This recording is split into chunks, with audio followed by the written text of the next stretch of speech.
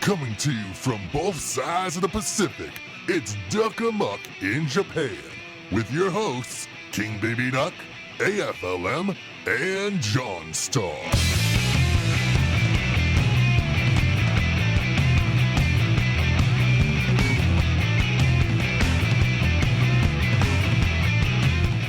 Ohio gozaimasu Tokyo, and a good evening Boston. Welcome to a special episode of Duck Amuck in Japan, episode 59, Nanally Retentive. I am your King Baby Duck Evan Borgo, Mr. Ikebukuro, and number one fan of Sanrio character Big Challenges. Thank you so much for joining in for today's show. Joining us as always is the creator of Solarian Sun, the hard man with harder opinions, and the king of all cat girls, AFLM.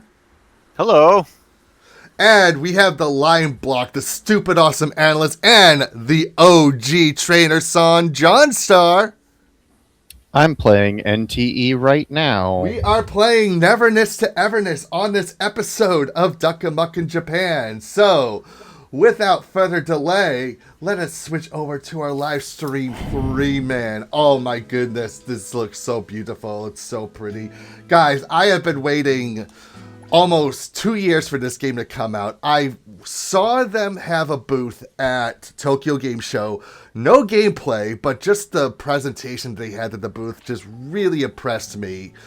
And now that the game is finally out, I have spent so many hours playing this.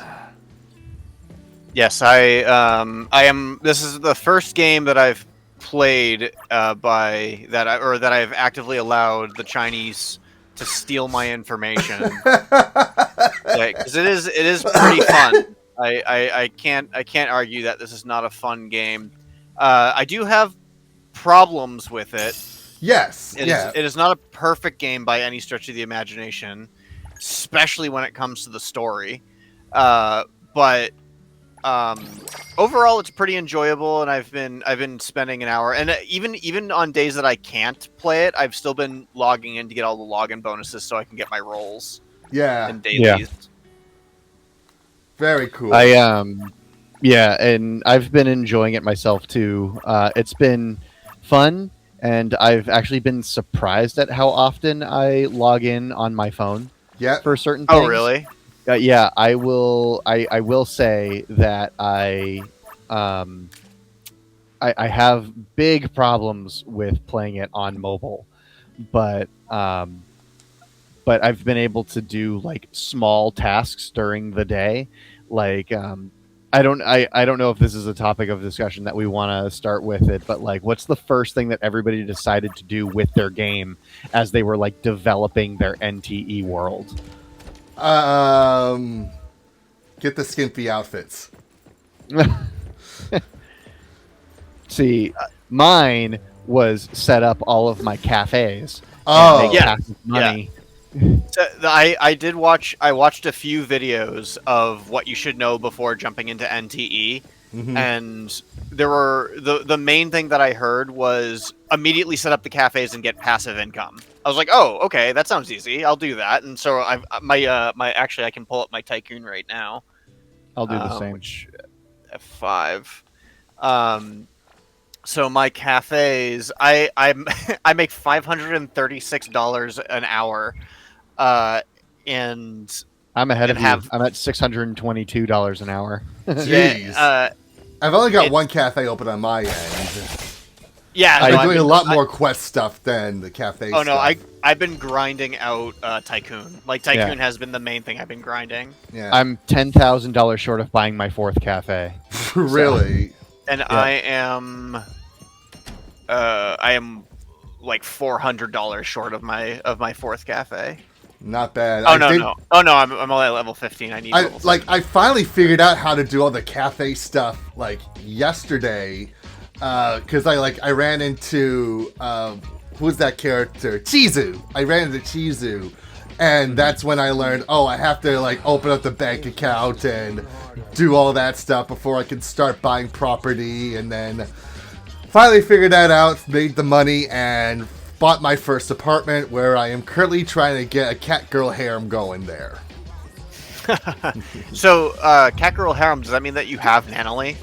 Not yet. Not yet. Okay. I'm still trying to get Nanally. Like, I have... Look at this. Like, I have her. I have her in physical form. I don't have her in digital form. I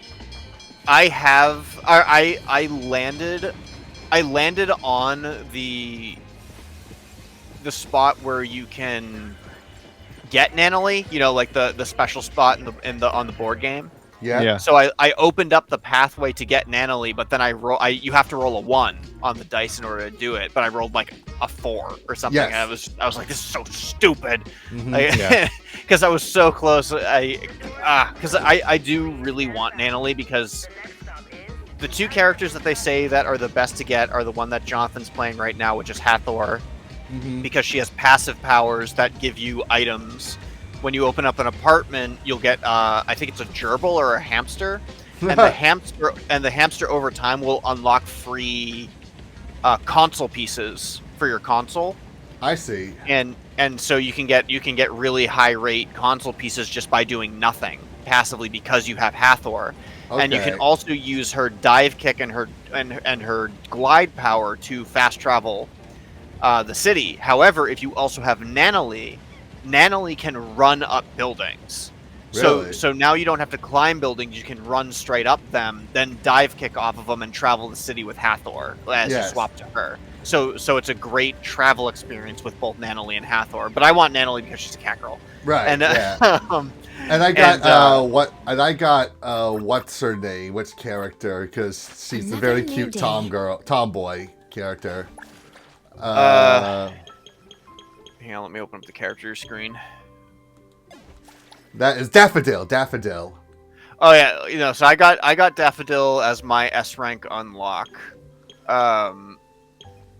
But there are quite a few. So far I have Mint, Adler, Aurelia, Fadia, Daffodil, Haniel, Skia, and Edgar. Wow, that's a lot. Obviously we all get 0, so I have 0, Daffodil. Oh shoot.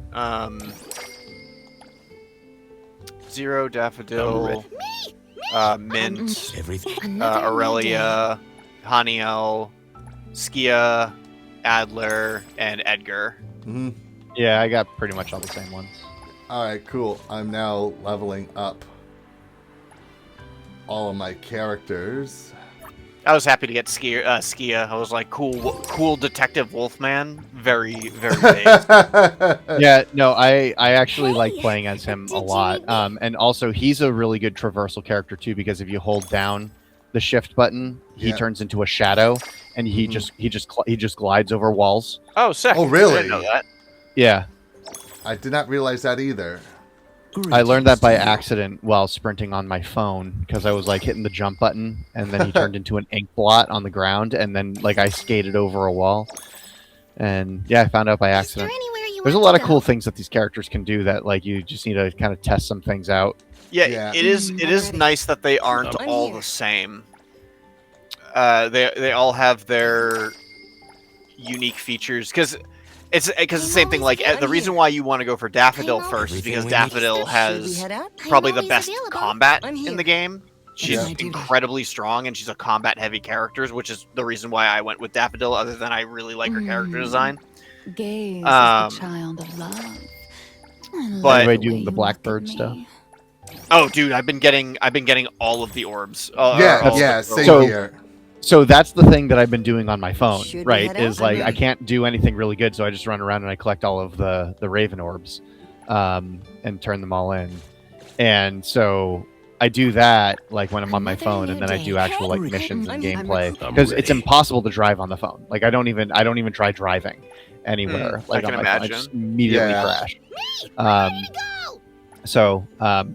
But I think it's like funny. Like the first time I ran into her house, like you don't even see the character before you see her feet. Like it's like you run into the house, it plays the cutscene, and the cutscene like lands is like a close up. China is like all about that stuff. It's really crazy. Like the whole like foot thing is like that's a very Chinese thing. I guess I don't know. I guess. Well, I mean, between what they're doing with Zenless Zone Zero and all the new games that are dropping, Right. it's You can't hide it. You can't ignore it. oh no, they're very overt about it. Uh-huh. It's not even. It's a very open secret, and you know Yeah. what can you do? I guess, but that was what I did. I think the first weekend that I had this game was I just went around to all the fast travel points, unlocked every single fast travel point on the map, found all the crows, and because there's even a fast travel point at the top of the Arc Tower. I don't know if you guys have seen the Arc Tower yet. I don't think so. So it's basically a tower that is like shattered to pieces because like the arc technology that they're researching, I guess, tears apart reality. Yeah. And so you climb to the top of the Arc Tower, it's all torn apart, and there's a fast travel point at the top of the Arc Tower. And I think you get an achievement for going up there too. Let's finish And so I went through one of the hidden doors that's up there as well, and it brought me to this boss fight that I was like, oh shoot, I am not ready for this, but I won anyway. Yeah. And so that was pretty exhilarating that I was able to kind of figure that out. There's a lot to explore in this game. The combat is really easy, but it's also just really fun. Yeah. Like there's nothing like super intuitive about, you know, okay, right click and you dodge when a little red flash happens, and then you just click the mouse button like crazy. Mm-hmm. But it's literally no different than playing Arkham Asylum, or actually any WB game for all that matter. You know, like a Batman Arkham Asylum or a Lord of the Rings, Right. Shadow of War, whatever. Yeah. So I just found myself on the train for the first time, and it took me to like this deserted island by accident. I don't know if you guys have tried the other transportation around this game. I don't. So there's a I train don't- station that's near the main office, near the antique shop, Yeah, The wind's just right. and you can actually ride it. I mean, I did the. Yeah. Yeah, I went on the date with Mint on the train. Oh, I didn't do the date on the train. I did the date at the movie theater with her. Yeah, the little date spots just pop up randomly on the map. Like if I go to my map right now, Yeah. there's a daffodil one right down the street. There's a Hotori one over on Yumu Hill. Mm-hmm. Edgar is. Oh no, that's not Edgar. That's the child. she's up in St. Torres Avenue. I see. Yeah, so it's. I just constantly check the map because obviously I'm trying to bring my bond with Mint up, but I'm kind of just trying to bond with everybody. Yep. I haven't Very done any cool. bonding yet. If anybody can see my screen, I'm actually leveling up my characters for the first time. Oh, Ever. really? Yeah, Yeah. because I realized that that's something that I just straight up haven't done. So Yeah, all my characters are level 30 at the moment. Most of mine are at level 40, but there's a couple that I can't level up because I don't have the right amount of materials. Yeah, I just made all my thing. characters level 30 right now, so that actually is probably going to help me a lot Yeah. with the things that I currently have to do because I'm getting my butt whooped in some things. Oh, I'm getting dice too. That's kind of cool. Yeah, I have been enjoying the. Actually, yeah. If I go to my rolls, all right. So I have 1,200 of the Analyth. So I can't even do a full 10 roll yet just on my Analyth. I have two red dice and 17 blue dice. Oh, so I could probably do I could do some dice on the stream. Cool. I didn't realize I had 17 of them. Nice. All right, I'm heading to the fish port for the first time. Have you guys tried the fishing yet? No, I haven't done. It's fine. There's like nothing special about it at all. All right. Yeah, the Well, only thing I'll I see did. for The only thing myself I in did a a lot second. of. The only thing I did a lot of was the car racing. Yeah, the car racing's been good. Like I've been having a lot of fun with that. Well, because you only have a certain amount of stamina to do the activities, so you can only do them like I don't know, was it like 12 times a day, and then it refills 100 stamina every hour, so you can do it like a few more times in one day, I guess. I just got enough money to buy my 4th cafe, so I also have a second free unlock ticket for an S rank character, and I haven't done that yet. How did you get that? So if you they mailed it to you. Wait So for if you the go unlock. to the mailbox, Uh-huh. it was I won't let you get where away. is it? NTE welcome gift delivery. That was on the 3rd. It says, "Hey appraisers, I'm pushing the wrong to button. help kick off the adventure in NTE with style, we've prepared a special gift for you. S-class standard character selection box. Eligibility: appraisers who created a character and unlocked the mail feature before version 1 ends. Thank you for your support and your understanding." Yeah, I did that, or I mean I had that, but where did you find that again? It's just an attachment in your mail. So you go to your phone, Yeah, go down to the little mail thing on the very bottom of your phone, mail. Wait. Oh, yeah. Okay. and then it should be one of your envelopes that has stuff in it. Because I have one here that's the player survey 2, which is for some fawn. Everything in my mailbox is claimed, Oh. but I've Interesting. only had one. I've only had one S tier character ticket available. Yeah, same And here. It said in my email that the second S one won't drop until the 13th. Yeah. Yeah, so those are dice. You get dice on the one on the 13th. You get I 10 see. red dice. And then so this Red? is a good I thought they were blue. let me see.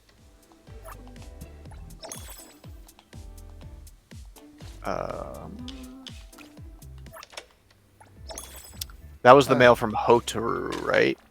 Yeah. I don't. Where'd that one go? All right. Oh, looks like I got another race.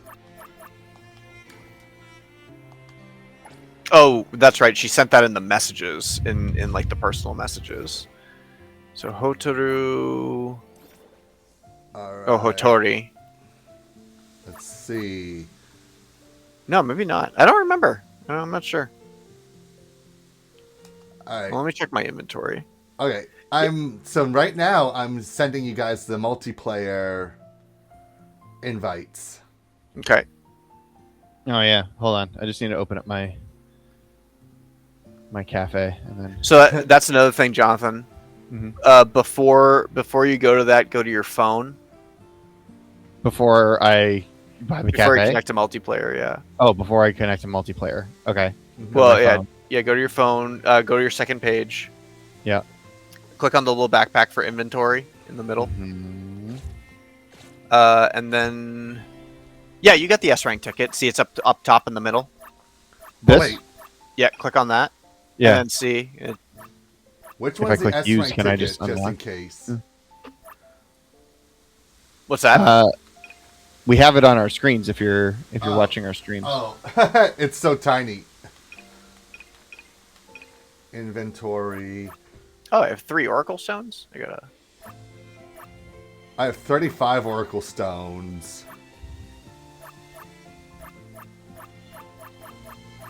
Oh, I do have an S rank. Yeah. Oh, so, and you can just click use. Okay. yeah, and then it gives. So that's the question is: do I get myself another Daffodil to upgrade Daffodil, or do I get myself? I think I want more characters. Yeah, I'm getting Hathor. Yeah, Yeah, I'm gonna because get I think Hathor would be a good choice Yeah. for that. then let me upgrade her. Another new All right, day. yep, I got Daffodil. Hey, All right, is there- who do I switch out? I think honestly, I feel like I'm gonna switch out Coco. The one-winged Mint. angel. I'm gonna switch out Mint for. You can switch out Zero though, if you want to. I've already switched out Zero. Oh, really? Yeah, I'm running a no Zero. All right, I can only do up to level 30 Clarity. with her. Obsession. Oh, I got some Dissolution. rewards to claim. I'm ready. Hey, Good. another I need hey, somebody to hey, run this Right here, cafe, it's my so recipe. I need to I'm do- ready. Yeah. See, that's why I was saying that I need more characters, is because I need more people to run my cafes and make me money. Come on. You only need one person to run a cafe, though, right? Yeah, yeah. But some characters bring in more customers. Yeah. Daffodil actually is one of them. Increases traffic by 18. Correct. Yeah. Reduces ingredient consumption. Yeah, I'm just gonna upgrade her all the way, and then I'm gonna go back to another character. Fry, delivery going out. Come on. Come on. God.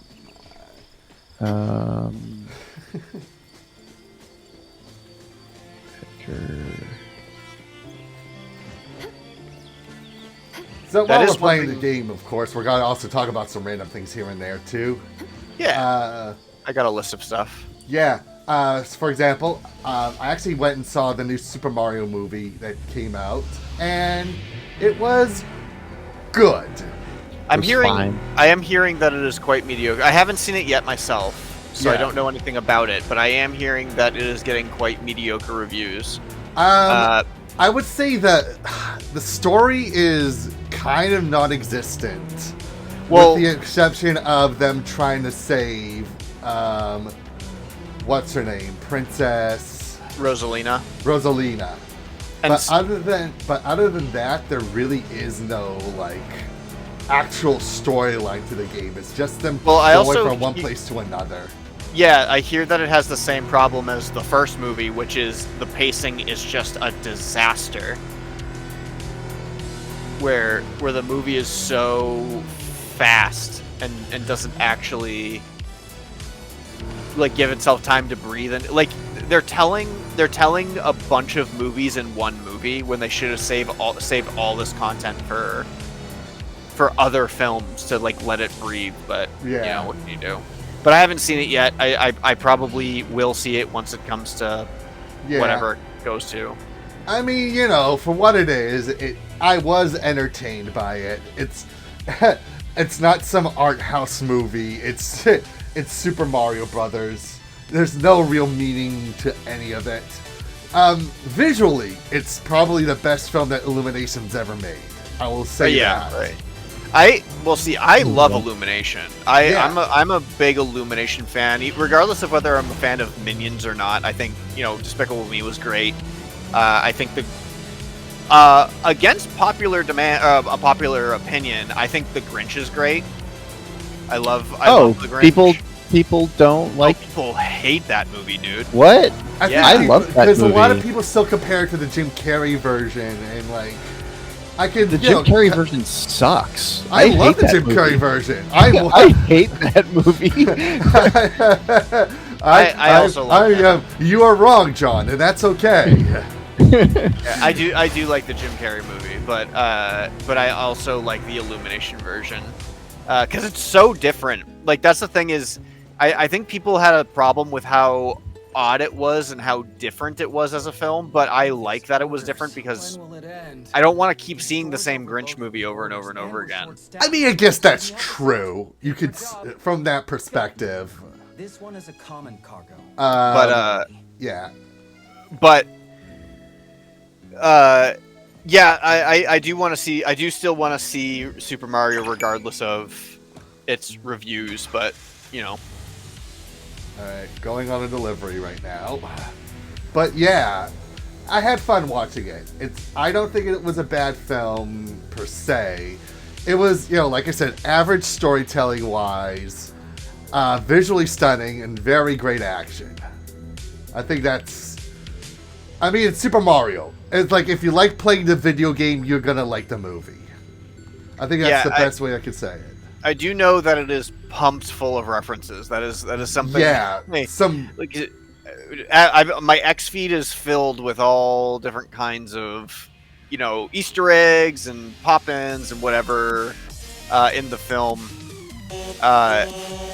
I guess another thing that we could talk about, just to kind of pivot on the same topic, is Star Fox 64 remake.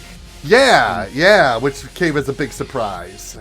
So, this Star Fox is Skyrim, right? Like, Nintendo is definitely pumping out Star Fox 60. Like, all this time that they spend just pumping money into Star Fox 64 and remaking it over and over and over again, they could just make a new Star Fox game. They could. But it is one of the most disrespected, underutilized properties ever. Like, because people... No, dude, I disagree on that. F-Zero is. F-Zero is so underused. But Star Fox is so much more popular than F-Zero. Well, I'll tell you one thing. Shigeru Miyamoto was actually quoted in his response to people saying, "Give us more F-Zero." He actually said, "Why? Why do you want more F-Zero? What could we possibly do different with it that would make it better for the future?" Like, he legitimately is. He's not bitter about it. He's just a designer that's like, if I can't do something new, then why bother? Anyway, here's Star Fox 64 again. Yeah, it's like Gabe Newell. Gabe Newell's just like, we're not putting out Half-Life 3 because there's no new technology to make it interesting. You know what? And that's true. But to be fair, the creator of Star Fox, did you see the quote that that Illumination made better Star Fox characters than the Star Fox 64 remake models? Yeah, I kind of disagree. I do like this. I do like the Switch 2 models. I agree that Illumination did a better job, only because they did like the funny puppet legs for some reason. I don't know why that was their funny, especially because Star Fox, throughout every single iteration of Star Fox, had digigrade legs and feet, where now they gave them like the Anthro plantigrade legs and feet. Or did I get those backwards? I think I might have got them backwards. But you got me.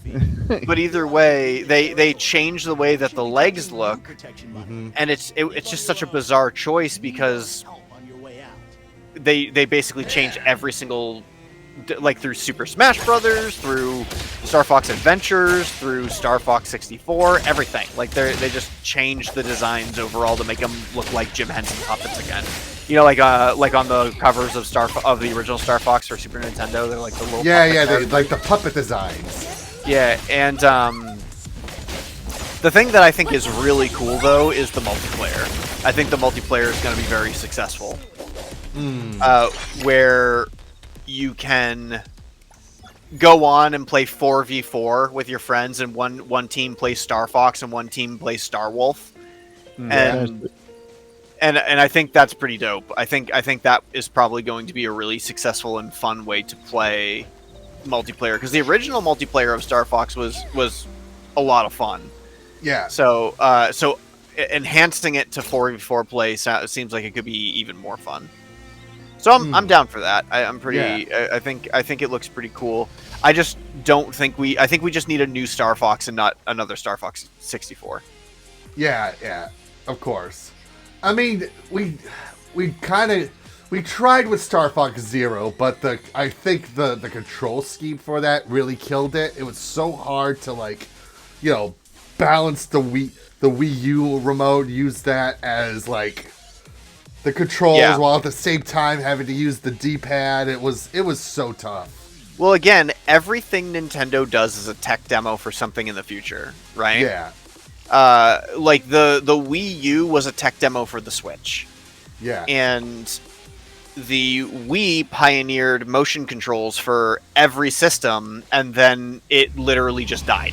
It died. It like everybody made, the PlayStation Move, and then the Kinetic for or the Kinect for Xbox. Mm-hmm. People still use their Kinects, but not for motion games or anything like that. They use it for motion capture and whatever. Yeah. and ghost hunting. But what was it? But nobody does that trend anymore and then they just found out other things work better.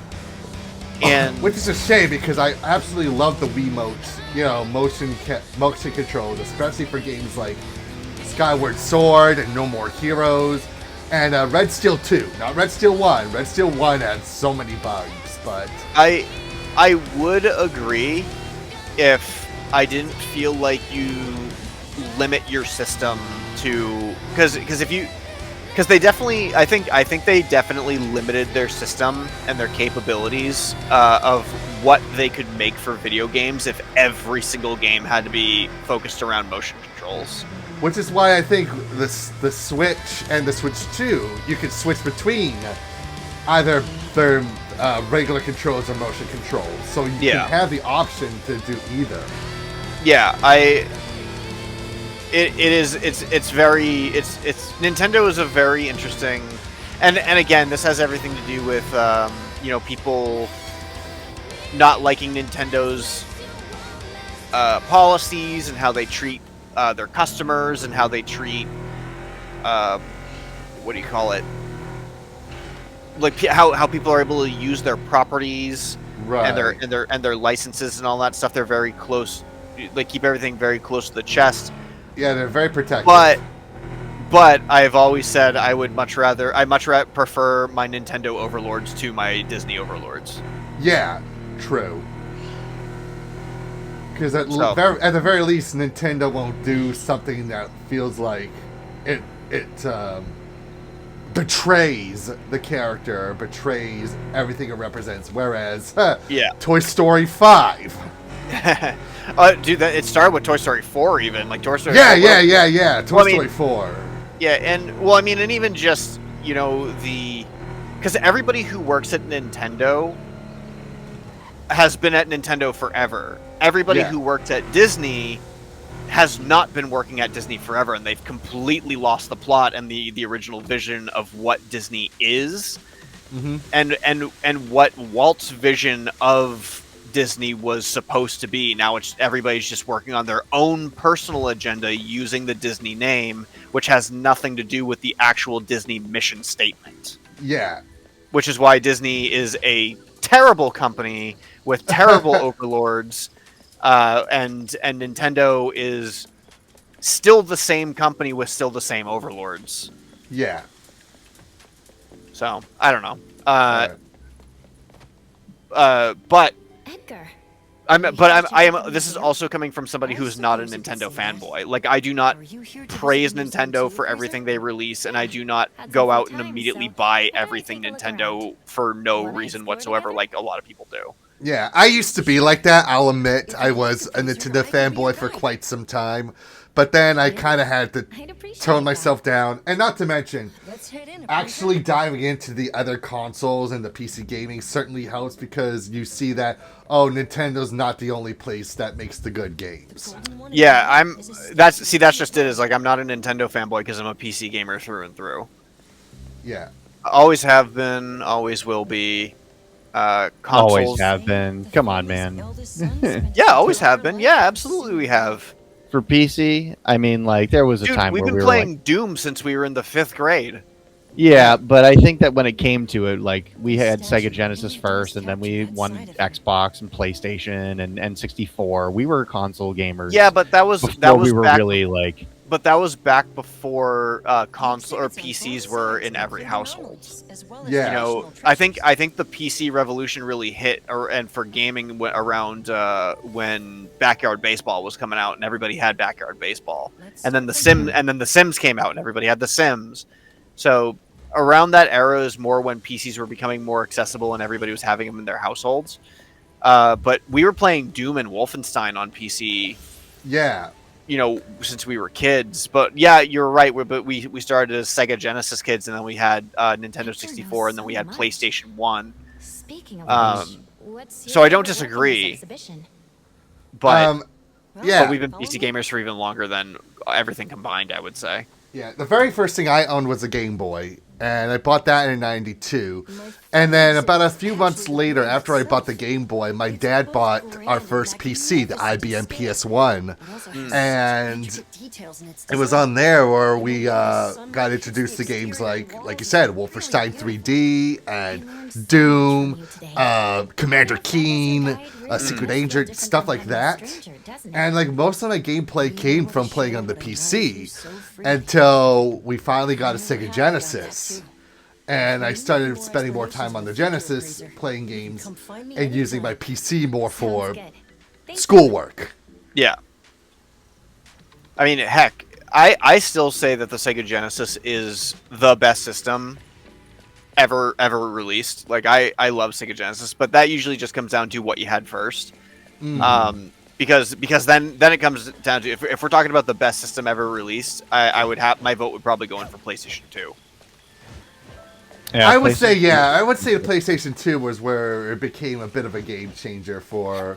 That's when like everybody was starting to become a gamer, and it wasn't just kids or anime otaku. Yeah, I mean, you had all the best fighting games. All the best fighting games are released on PlayStation 2. Half-Life 2 or Half-Life was released on PlayStation 2. Yeah, you had. Gosh, what did we play? You had like a bunch of like weird ones. Like the library was endless. I mean, Katamari Damacy. Yeah, Katamari was on there. We had the bouncer. The bouncer. We're just gonna go past the bouncer like it was nothing. Come on. Duragon C. Mikado. Yeah, you know, it was just a really fun system that was very versatile and had a lot of choice. There was a lot of choice. So, if I had to do like a like a Lost on the Stuck on a Desert Island thing for consoles, it would be like you only have one console to choose and you're stuck on a desert island. What is it? It's like PlayStation 2. Yeah, I can see that. N64 is not that bad of a choice either, though. Like, yeah, but it only has 300 games, and not all of them are good. 300 games is a lot of games. Really? Yeah, and N64 has one of the smallest library of games in probably console history. I'm surprised. Even smaller than the Wii U did? Well, I mean, it's kind of hard to gauge when you have failure systems, like I also don't know how big the Dreamcast's library was. I think Dreamcast was just under 200 games. But as far as popular consoles go, like N64 only having 300 is kind of shocking. Yeah. Granted, I'm not sure how many games came out for things like Super Nintendo either. It doesn't matter. None of this matters. It's just discussion. But it is fun to think about when it comes to, you know, looking back on nostalgia and whatever. Yeah.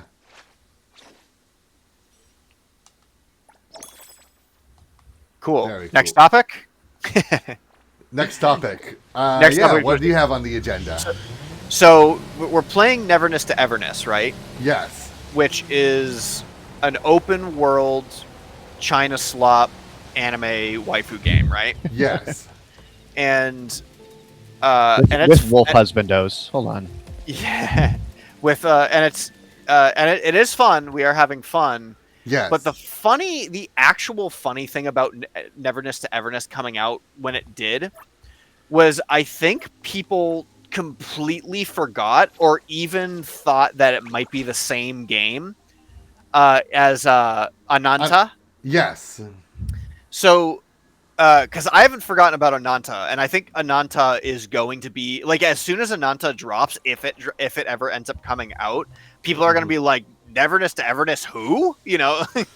Is that the GTA anime game? Correct. That's the Yes. GTA anime game where, you know, you're a cop and you can arrest people, and and it's graphically more impressive. The waifus are cuter. There are still cat girls and bunny girls in it. It's still got its animal. You can tell that one game is clearly copying another one, And Yeah. it was funny too because even when Everness, Neverness to Everness came out, I was like, "Is this that game?" And I'm like, I got lost in the sauce because I was just like, "What was that other one?" Oh yeah, that's right. It was Ananta. Yeah. So hopefully we see something good come out of that because I'm actually looking much more forward to Ananta than I was Neverness to Everness. Yeah.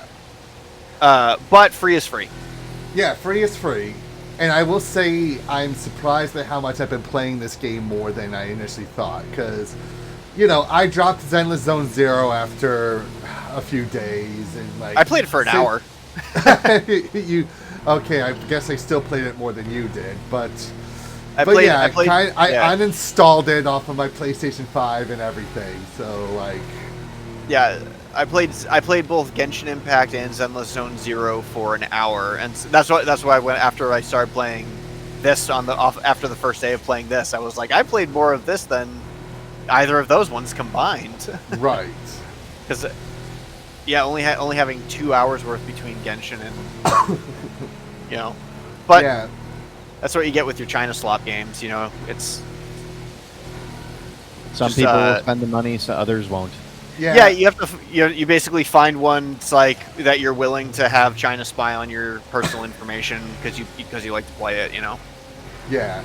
Oh, am I not streaming anymore? Looks like my stream dropped. Oh no. Hang on. I'm dead in the middle of a fight right now, so I'll it's okay. It's all good. I'll bring the stream back. Actually, there we go. Share screen. Can I purchase this finally? There we go. I'm back up. Come on, I'm not. Oh, what level management am I at?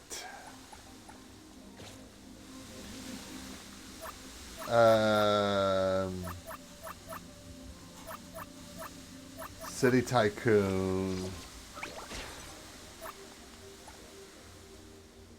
Oh, I'm still level 4.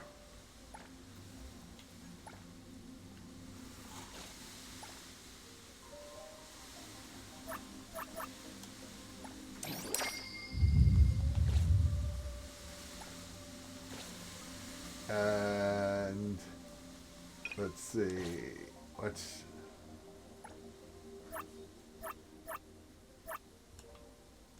nope, can't demo. But so okay, going back to Ananta now that we're not distracted anymore. Yeah. Ananta seems kind of lost at the moment. Nobody's really talking about it anymore. Mm-hmm. And I don't know if it's because Neverness to Everness just dropped and they want to kind of wait until the hype dies down before they start talking about Ananta again. Yeah. Or is it a dead project and we just don't know what's happening? We don't know. I mean, after this game launched, I saw some things on X about it, Mm-hmm. but I don't know if they were just saying, "Oh, hey, we're still making this game," or probably that was all it.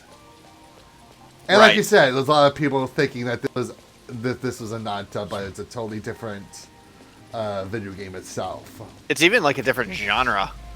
This is more of a hack and slash game than Ananta looks like. It's actually I really don't know what Ananta is going to be different combat wise. Yeah, if because it's going to be you different said Grand Theft Auto. I'm like, isn't that what Neverness to Everness is? And Yeah, nah.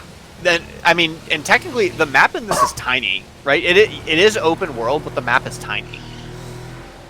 I mean, the map is tiny, but because there's so much so much you can do, so many places you can go to, it feels big. It's kind of like the Yakuza games, where the map for Yakuza is super tiny, but you can do everything and anything in the Yakuza games. Well, it reminds me of Grand Theft Auto 3, right? Grand Theft Auto 3 comparatively has a tiny map.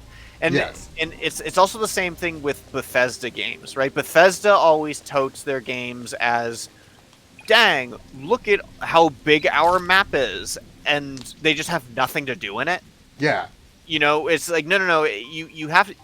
We don't care how it is impressive that the map is this big, but if you have nothing going on in the map, then it really doesn't matter. Because like Cyberpunk is a great example of where you go into you play in Night City, and it looks like every single section of Night City is made with a purpose. Yeah, like almost like you can go into every single store, and you can go into all these different places. Yeah, there's no procedural generation to it. Everything has a purpose to it. Everything's layered. Like it's like walking through Boston. Like I felt whenever you walk in Night City, and it feels like you're and I kind of get that feeling with Neverness to Everness, where every section of the city, like some of the places feel a little bit samey, but because it's so small, I think they have the ability to give it its uniqueness.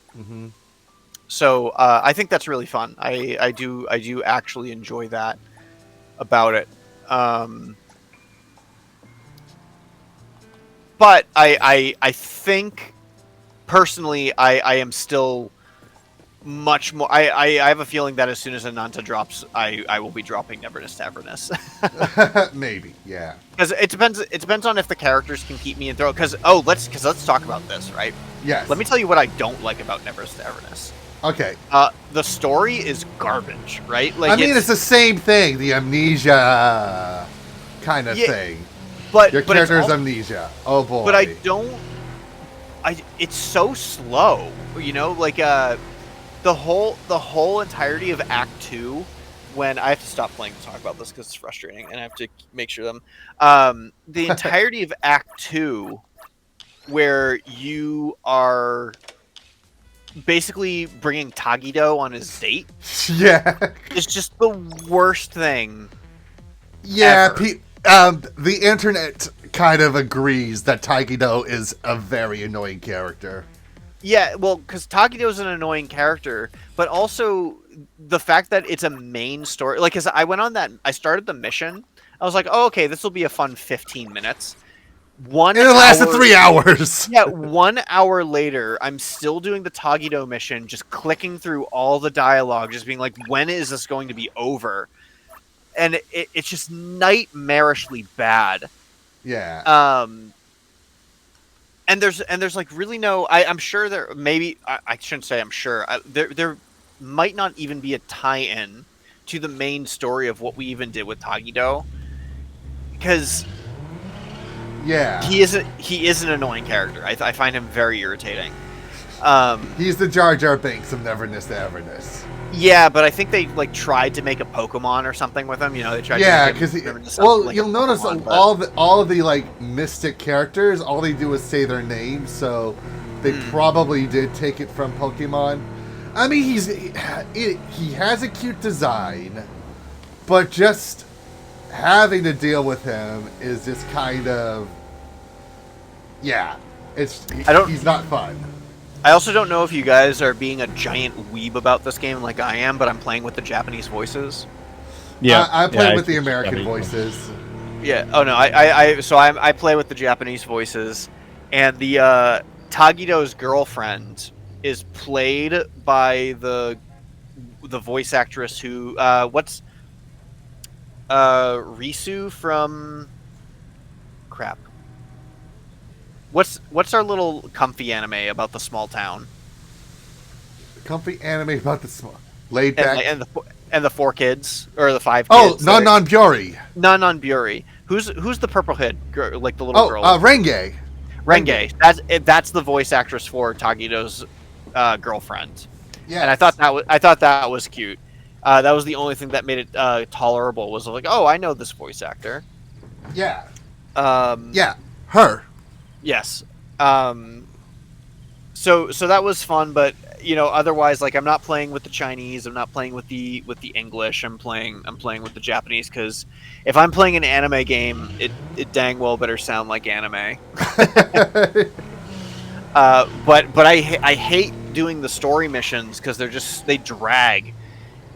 Even the first mission where you're doing the photo, like the photography studio. You're going through the photography studio, and it's just like, run to this place, run to this place, run to this place. Oh no, there's monsters. Run to this place, run to this place. It's like, guys, Like it just, I want to fight something. Like the combat is easily the strongest part about this game. So, it just makes it so much better when it focuses on what makes this game strong. Yeah. And the, I don't like the padding, like the artificial padding of, oh, this game has longevity because we're making you listen to dialogue and run from place to place. You know what I mean? Yeah. So, don't like that. Don't like that. And I think that's why I'm more excited for Ananta coming out, because I'm hoping Ananta won't be like that, but it's still a Chinese game. And it's, as far as I'm aware, it's very Chinese to do this. In the same way, like when you watch a Japanese film, you watch a Japanese movie and they just drag it on. It's just like, oh my gosh, like I Japanese people, I love your media, but you do not know pacing. I just don't know if it's a Chinese pacing thing or if it's just because this is a free game and we're gonna let you play it for X amount of hours so that we can spy on your information or whatever. But otherwise it's fun to go around and collect stuff and unlock new areas and discover places in the city and do the little side activities. Like right now, I'm doing one of the races. I will say I'm very impressed with the drifting mechanics in this game. Like whenever I play most racing games, when I try to drift, I'm just really bad at it. So I'm actually surprised how much I'm able to still like drift and actually have fun with it.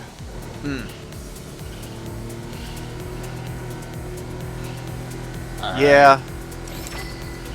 So I would say the racing part's the second best part of Neverness to Everness. The combat's absolutely first. Yeah, and I still haven't gotten to the point where I got to customize a car, so I haven't done that yet. I have. You just go to a shop. Yeah. I just haven't done it. In the same way that I haven't done the fishing. I just haven't done it. And I did the fishing in the beginning, and like what John said, it's fine. It's okay. Oh, shoot.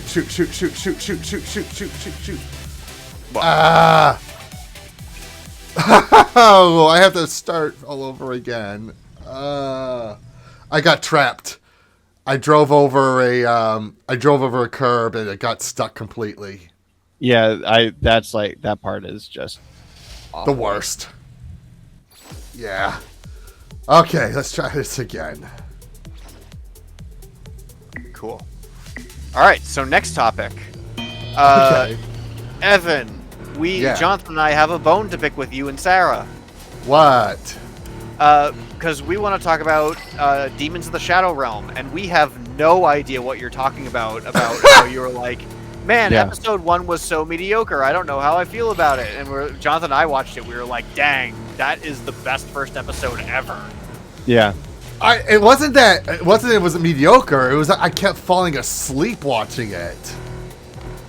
Yeah, I was locked in the moment I started watching it. And I was like there was no bad part of it at all. And now that we're 5 episodes in, episode 6 dropping on Sunday, dude, I'm so excited. It is awesome. I'm just so thrilled that she can write. Like it's like Full Metal Alchemist wasn't a fluke. Like she wrote a banger, and now she's writing another absolute banger. Well, she's written a lot of really good stuff outside of Full Metal Alchemist. Like Silver Spoon was great. I never saw never read Silver Spoon. But yeah, like I tried watching the first episode 4 times, and I just kept on falling asleep watching. Dang, dude! I mean, the show is like waifu central. How are you not like up on this? I don't know. Like I said, I tried, but I kept nodding off. Like literally, I am not saying, oh, I fell asleep watching it because that was my way of saying, oh, this is kind of boring me. No, my eyes literally closed and I fell asleep watching it. Yeah, I don't know. I didn't get it. I was enthralled from the get-go. And not only that, but every episode that comes out after it is it's pretty thrilling. Like me and Jonathan were discussing, is like, is it gonna run into the shonen trope? Like, is it gonna turn too much into too much of a shonen anime? Mm-hmm. But it seems to be holding on pretty strong as far as being just a really solid story anime. You know? Yeah. This show also is like slowly unlocking my weakness for like what my quote unquote type is for an anime waifu.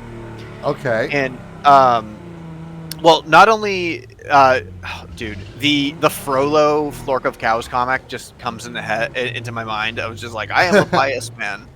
But it's like, sir, there's an aloof muscle woman with bare feet out there, and you know and that's what I'm finding is just like the between Left, which is the character in Shadows of the Demon Realm, between Left and Ogre Cap, I was like, oh shoot, am I into like the dumbass like girl character where there's just like nothing going on in her head, but she's super strong, you know, like where no brain, all brawn. yeah, there's like she's a 0 intelligence, but like a 10 strength, you know.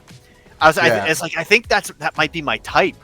Mm-hmm. And left is like the one that made me kind of figure that out with this character along with Ogre Cap, because Left is a great character. I like both Left and Right.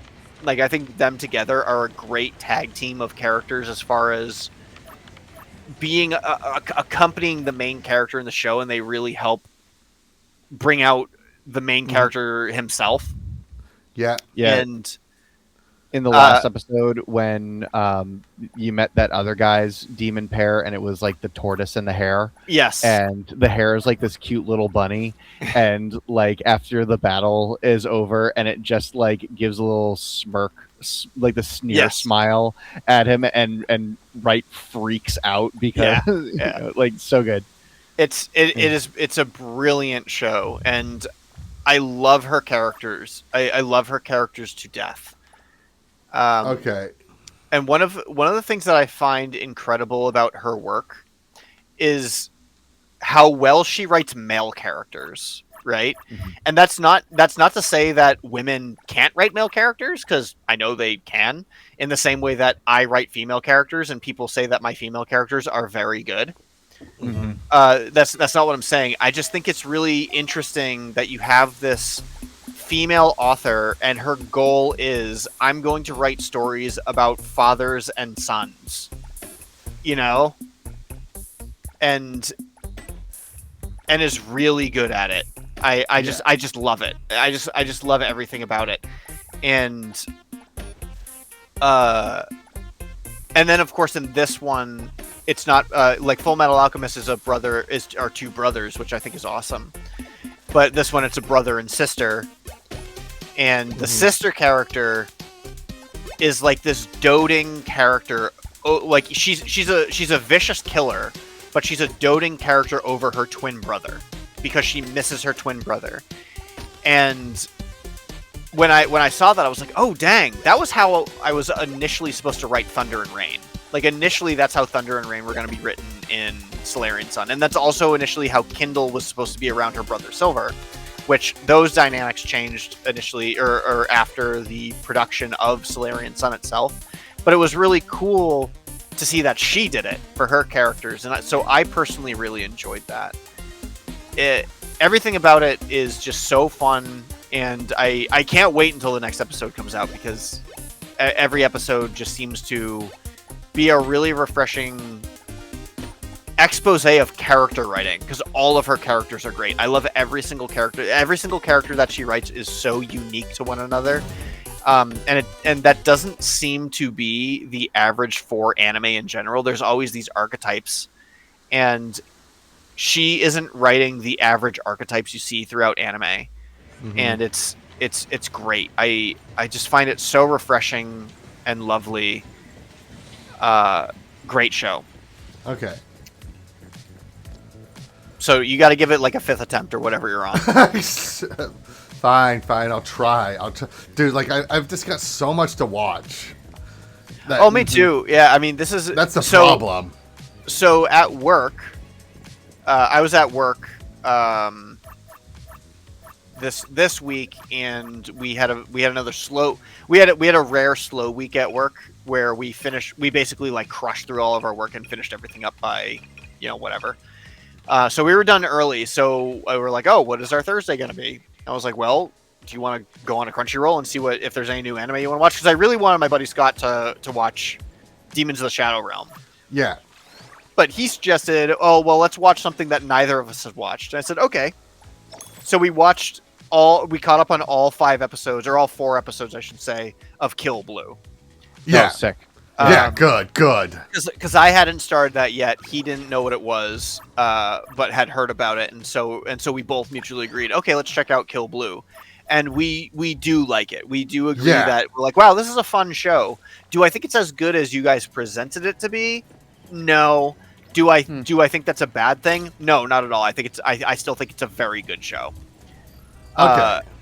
I love the creepiness factor of all these middle school girls falling in love with a 40-year-old man trapped in a middle schooler's body, and the potential issues that might come of that later. But, yeah. Well, I have a theory about the whole show. I know the manga's probably been out for a while, and we've got some answers on a couple things, but I have a theory that any character that does not have regular hair color is actually an adult.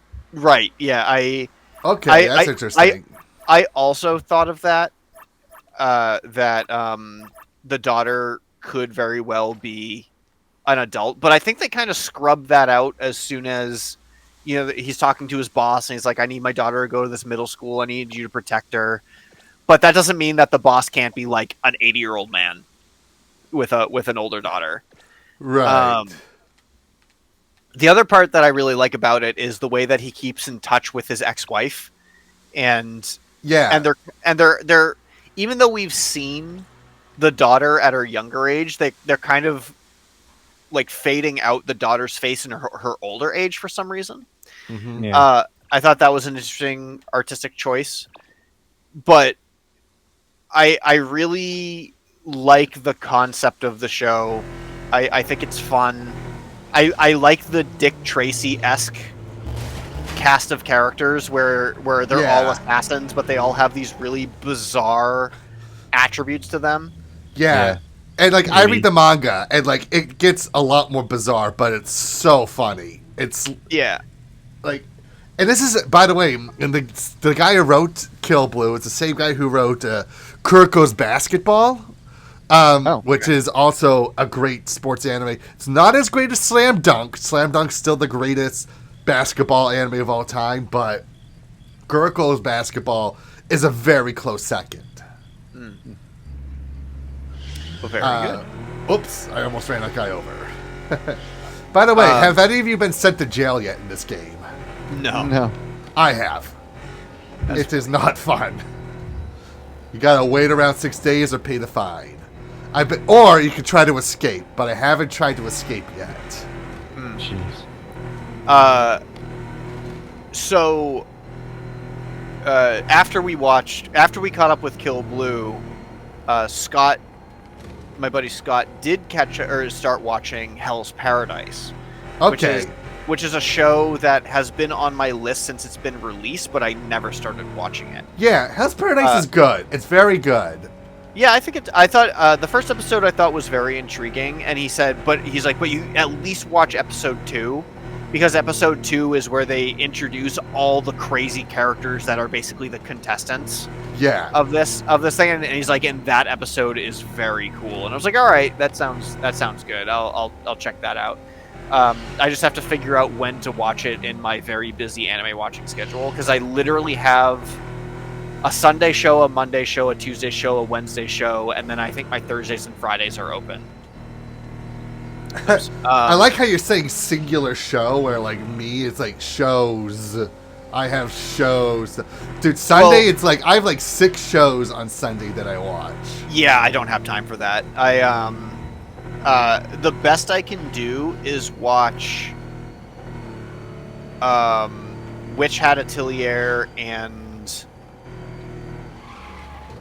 What comes out on the same day as Witch Hat Atelier? There's I two. think Klutz and Skirt comes Yeah, out. Klutz on- and Is it- Skirt. It's Klutz and Skirt. So I think Yeah. I watched Klutz and Skirt on Monday, and then I save Witch Hat Atelier until I'm watching Best Friend or us. I made friends with the second prettiest girl in school, and then I watched Yeah. Witch Hat Atelier, and then the next day after that I watch Otagal, Yeah. and Klutz and Skirt remains to be the best show of this season. I like Agreed. hands down. Klutz and Skirt is the best. It's very entertaining. It's it is. it's been a long time since I've been this wildly entertained by an anime. Yeah, and Yeah, like it I was is. saying that like it there's something special in the sauce, and I can't really figure it out 100%.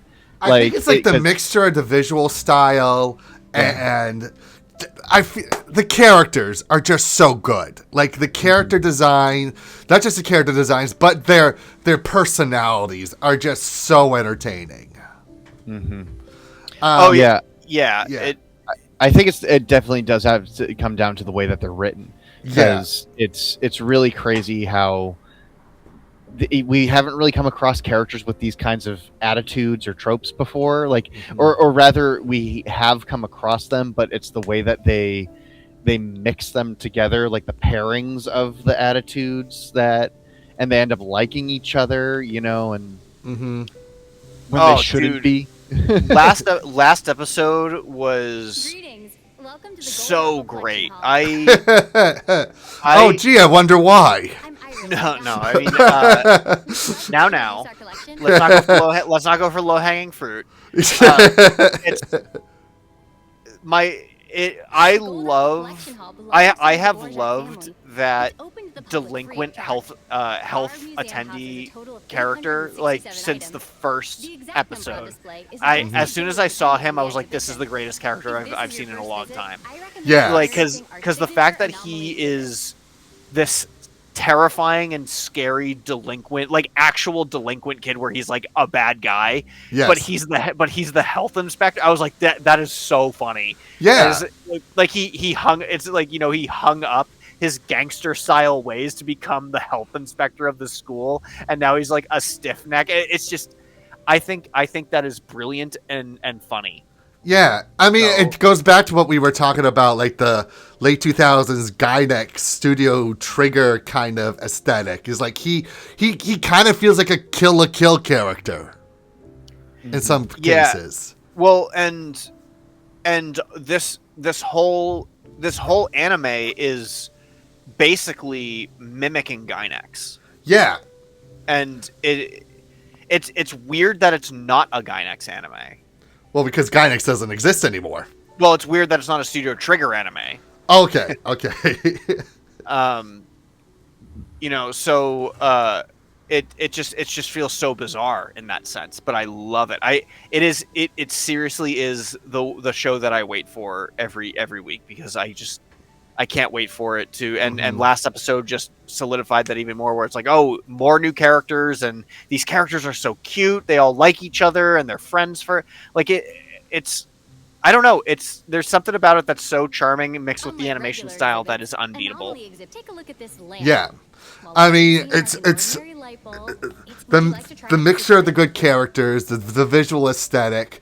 It's it brings me back to talking about the other rom-com that's airing that has that retro style. Go for it, Nakamura-kun, which like I just watched. Like how this is not a Rumiko Takahashi anime is baffling, because it has all the really good aspects of a Rumiko Takahashi rom-com all in there, from the character design to the character personalities to the storylines. It's like this feels like something that she would have written, and it's shocking that she didn't. But yeah, mixture of that and palm skirts, like and second prettiest girl in school. It's a good season for rom-coms, in my opinion. Yeah, and the interesting thing about let's actually switch over to Second Prettiest Girl in School, because Jonathan still likes that one better than Otagal. Okay. And Which is funny because I disagree. I like Odegal way better. I like the characters in Odegal much better than Second Prettiest. And- My problem with Second Prettiest is it's that kind of why do all these other students pick on the main character? And it's like that doesn't make sense to me. So Yeah. I will agree with John. I do agree with Jonathan that Second Prettiest Girl is more of a story than Odegal is. Mm-hmm.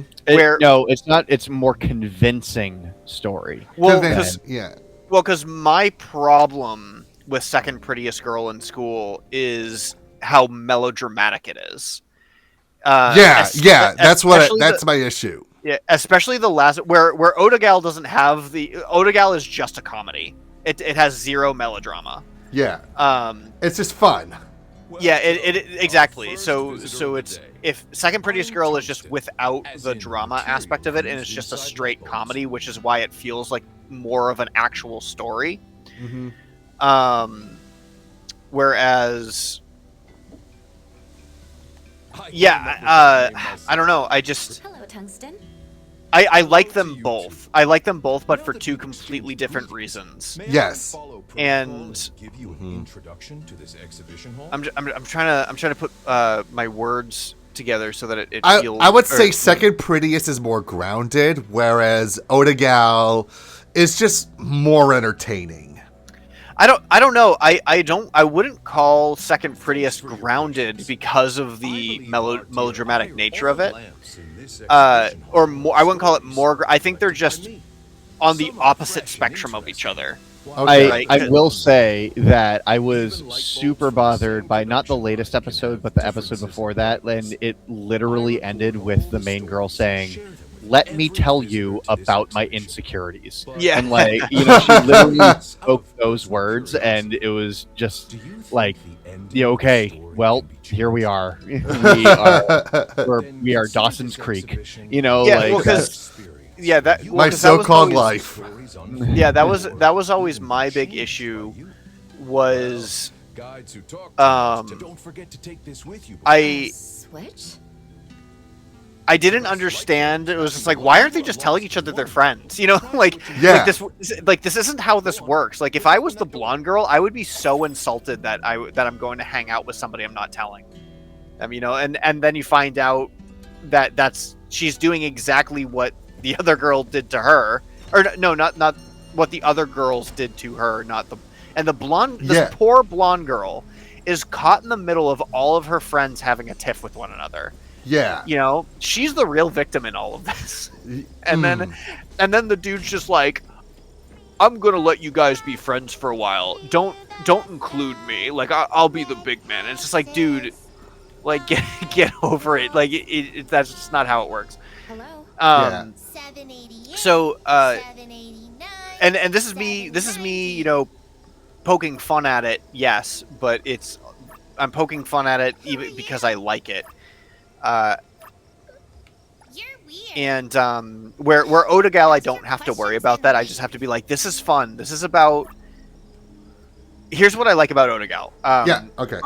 And what I like about the characters specifically is, and I mean, we all agree that the darker skinned girl is better for Otaku-kun than the other girl, right? I mean, yeah. Because the reason why she's the better choice is because she likes him despite his nerdiness. Yes. That she's not into the nerdiness, but she's into the nerdiness because he is, and she just likes him because he's him. Yes. Where the other girl is like, oh crap, I'm falling in love with him because he likes the same things that I do. Yeah. And it feels kind of artificial in that sense. Yeah. And I think I actually mentioned this in the last episode. I was like, I think the tan girl is better for him than the regular girl. Yeah, because she actually likes him for him. Yes. That's like the big thing about it for me. But then for me, it's like, but why does she like him? Like, I get, like, sure, maybe you can admire somebody's admiration for something, but the guy's a loser. It's just in her. It's. I mean, it's the same thing. that you do with other characters. It's just in her nature. You know, like why did X character do X? It's in his nature to do that. Yes. You know. I feel like there has to be some kind of grounded reason, though. I mean, maybe because we also have to remember that this obviously isn't the first instance of this. It's very Japanese for them to be like, oh, otaku gets the girl in the end, or unlikely guy who has zero charisma gets all the friends at the end. I mean, that was like most comedies in early 2000 too in America. Like, do you remember the new guy, DJ? Anything with DJ Qualls, was that storyline? But What's going on? And that was a good era of movies. Miss Patty, the owner of this place. But yes, I agree. I do agree that she doesn't have. I thought it would be an easy. She doesn't have a good reason to like him, but she at least has a reason why she's the better choice to like him. Right. Whereas the other girl seems to struggle with, do I even like him at all? It's the dumb trope of like, why do I feel this way about him? It can't be because I'm friends with him and I actually like him, and I'm going to deny everything that I like, even though I know that he likes everything that I like. Yeah. And it's like, why do you have to hide it? You know that he likes it. He's not going to make fun of you. Like, why do you have to hide it? I don't get it. Yeah. Or he's so embarrassing to admit all this stuff. It's like, He likes the do same it. things that I. So, yeah. So, but I think it's funny because we are talking about the qualms that we have with both of these shows that we really like, and where what Jonathan said from the last episode was both shows are kind of the same show, but for different reasons. Yeah. So I don't know what it is. This season of anime is absolutely fire. It's probably the most. I hate saying it because it's like, well, last season was so fire, and the previous season was so fire. It's like, when are we gonna have a very mid-season where we can actually catch up on old shows? That is exactly what I'm thinking. It's like, I just need please get me a bad season where I don't want to watch anything, so that I can catch up on everything that I haven't watched yet. Give me another fall 2019. Give me another fall 2019 where, like, the only good thing was Welcome to Demon School Iruma-kun. That was it. That was the only show I wrote a review for. And then everything else was like super mid. I must have watched something else that season because I didn't watch Iruma-kun, so I was like, what did I watch? I can't remember. Ideally, exactly the way I remember it. But yeah, I could very much use a slow season so I can. Because here's the other thing: if Scott is going to be watching Full Metal Alchemist, I want to watch Full Metal Alchemist again myself, which is 64 episodes. Yes. So it's like, man, I have to find time to put that all in. So yeah, 64 episodes and the movie The Secret of Milos. It's all right. Yep. Which I hear is skippable. You don't really need to watch it. It's perfect for that. Huh. This is weird. Yeah. I seem to have found the base of like when you run down the street and they're saying, oh, illegal activity is happening. It's just like a bunch of ruffians Yes. they have to beat up. It seems that I have found their headquarters or something. Oh, geez. Okay. Yeah, I haven't done any of the story stuff yet. Yeah. I have. I've done the first two story stuff, but as soon as the Tagido thing showed up, I was like, I don't know if I want to do that again. Is that the last? Oh no, there's one super short one where you have to save Takido from ruffians, but it's very quick. I'm hoping that Tagido doesn't take up a majority of the story. When did this flower shop open? There used to be a bookstore. I don't think he will. I hope It's normal not. for shops to change after many years. Come to think of it, I should plant some flowers in the yard. All right. What Why don't you is help me dig next out some flowers? on I the trust your topics taste. list to talk about? Me? Let me Sure I think. should pick them? So, I know a thing or you know, two Golden about Week flowers. just Feel happened, free to pick whatever. and I did go away for a couple of days. I went to Aomori, and Aomori is a place that I've been wanting to visit for quite some time. And one of the big reasons is because they have what's known as the Nebita Museum. And if you don't know what the Nebita Museum is, if you've ever seen like pictures of like this festival where they have these big giant like paper lantern displays that are like 3 or 4 stories high. Like that's what like I got to see those up close and personal. And like I remember like watching documentaries about this like on the Discovery Channel or the Travel Channel like when I was in high school and was just so in awe of these like floats, and to actually finally see it in person is it truly is something else. Like imagine if you were to get up close and personal with like a Macy's Parade balloon float and just seeing how ginormous it is in person. Like that's the feeling you get when you go to the Nebita Museum in Aomori. And on top of that, like I was thinking like each float had just like one display on it. You walk around the float and there's like 3 or 4 different aspects of the float that are like telling 3 or 4 different stories with each display. It's really something else.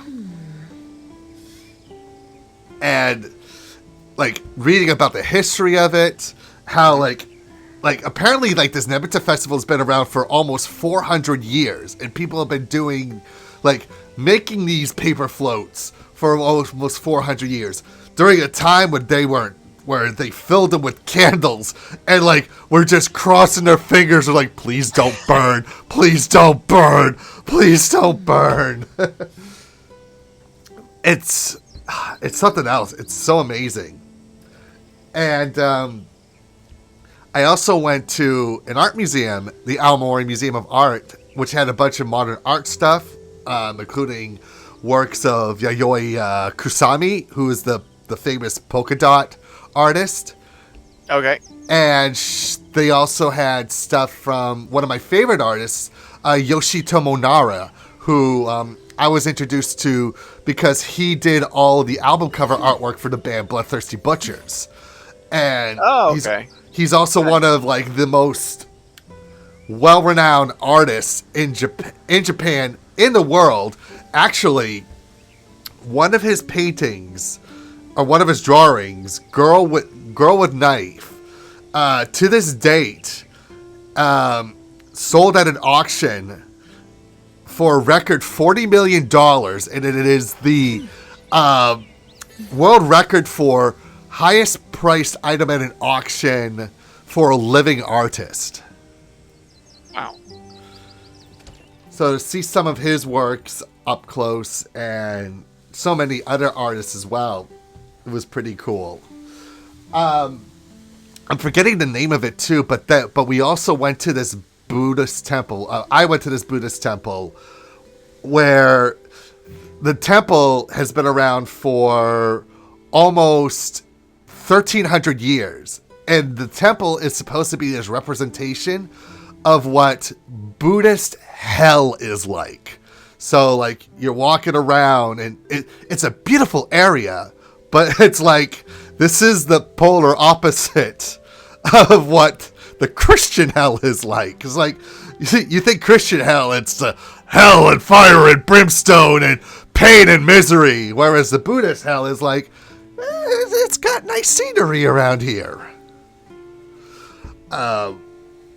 So that was pretty cool to check out, and they even had like some hot springs you can experience as well, and yeah, it was very cool. I'm very glad that I had the opportunity to visit Aomori. It's been an area that I've been wanting to go to for a very long time, and I'm hoping sometime in the future I'll be able to experience more countryside areas of Japan. Okay. The other thing that I'm finding about this game is like, even though it's more of a game than a mobile game, I'm still kind of treating it like a mobile game, where I don't take anything in mobile games very seriously, because I don't like playing a game on my phone doesn't feel like it's a real true gaming experience. You know what I mean? Like playing Uma Musume or something like that, where I basically am not following the story. I'm just kind of skipping through everything, because it's really all about the gacha elements in the gameplay, right? Yeah. So that was like my big thing, was just constantly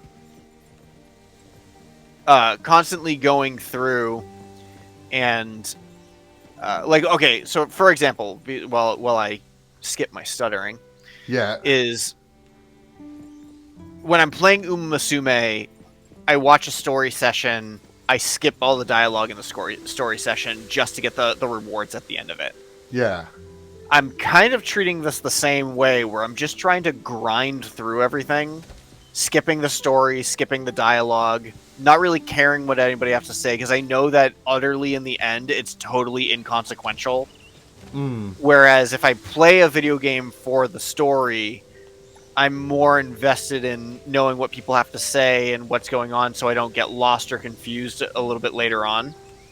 This one, I'm kind of in the former, where I'm just skipping through all the dialogue, and I don't really care what anybody has to say, because I know it's kind of like a whatever story, and I just kind of want to get I really want to unlock Nanally, so I'm kind of, grinding through the rewards so I can try to get as many things as possible to start pulling stuff.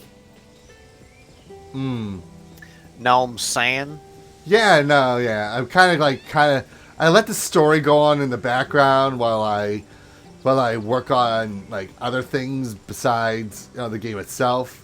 And then like when the game starts up again, that's when I'm put my focus back into it, when the actual gameplay elements do. I've also never really used all of my, because like I'm a guy, when I play gacha games, I'm the kind of guy that likes to save up all my rolls and basically wait until there's a huge hitting character. But now I'm just kind of finding that I'm grinding through as much of the early game rolls as I possibly can. Yep. One, because I actually do want the banner character, which is Nanally. Yeah.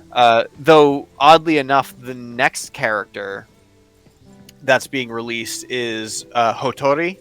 Yeah. Which is the boss character, or the boss woman, who's dressed in like the traditional Asian getup. Yes.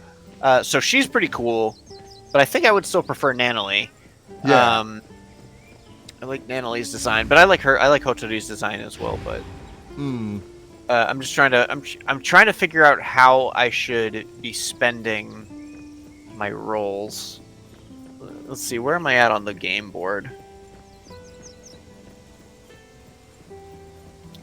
It's so mediocre. Though I am on my way I'm trying to getting Nanally again. Yeah, I'm trying to figure out where to go in this story next. Actually, I can do another 10 roll.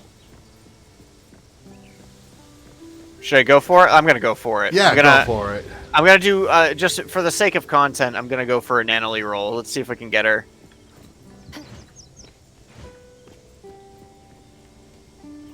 How many times have you tried before? Plenty, and not enough. Oh my gosh, dude. What? I just got 3 1 rolls in a row. Oh, dude. And, like, that's one of the worst. I got an S rank item, though. So there's a possibility that even if I do roll it, I won't even reach Nanally. Because I'm already on roll 5 out of 10. This is roll 6, and it's another 1. Gosh, dude. I already got that. There's a No, lock. I'm definitely. That sucks. I'm not gonna be able to reach Nanally. What a waste. Sorry. 1, 2, unless I wrote 1, 2. Oh, maybe 1, 2, 3. 4. Oh, Yeah, no, yeah. So dumb. Skipped right over. Yeah. That's what always happens. It's like one more than you want it to be. And then I got another Edgar.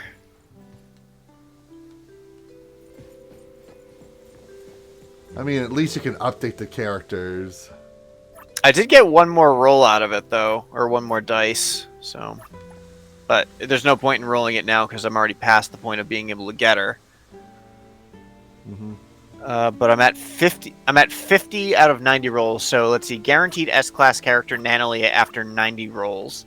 So it does have like the pity roll thing going on. Yeah.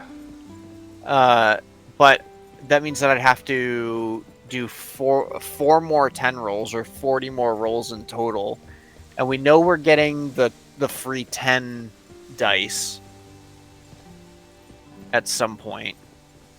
After the 13th, so that'll be another. So then I need another 3. I don't know. Yeah. So frustrating. This is why I hate gacha games.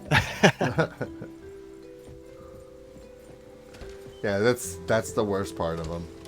And then after 20 rolls, it triggers a board modification, which means it's going to move everything around again. Oh well. I'll have to wait and see. Let's go to my these other ones. Actually, because I have 17 dice rolls. I think this is my other issue with this game is not issue. It's just kind of I guess it's actually natural when it comes to video games in general. But how long have we been playing now? We started at 8, 9, 10, now 10. So I've been playing this for about 2 hours. I'm getting kind of bored of it. And that's like one of the big parts that I find about this is like I just end up getting bored of it. Yeah.